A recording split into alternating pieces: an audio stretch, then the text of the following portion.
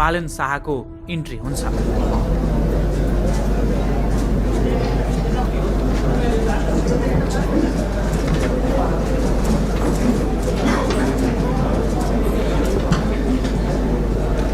सांसदहरू प्रवेश गर्ने ढोका नजिकैको कुर्सीमा राप्रपा सांसद ज्ञानेन्द्र साई र हर्क साम्पाङ लगायत सांसदहरू बसेका हुन्छन्। त्यसपछिको रोमा प्रचण्ड र रामबहादुर थापा बादल लगायतका सांसदहरू बसेका थिए, तर उनीहरूसँग बालेनको इन्टरेक्सन हुँदैन। तेस्रो रोमा रासोपाका 2 उपसभापति डीपी अर्याल र स्वर्णिम वाग्ले बसेका थिए। बालेन छातीमा हात राख्दै अघि बढ्छन् र रासोपाका सांसदहरूले उठेर बालेनको स्वागत गर्छन्।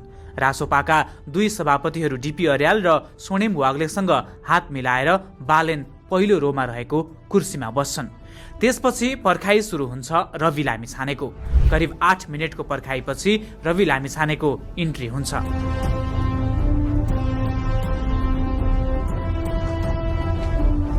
लामिछाने चारैतिर आँखा डुलाउँदै नमस्कार गर्दै प्रवेश गर्छन्।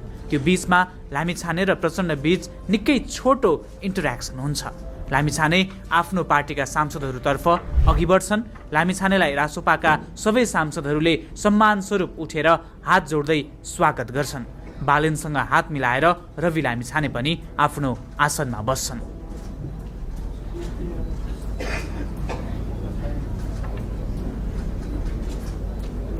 लामिछानेको प्रवेशपछि बल्ल ज्येष्ठ सदस्य अर्जुन नरसिंह केसीको आगमन हुन्छ र शपथ ग्रहण कार्यक्रम औपचारिक रूपमा सुरु हुन्छ।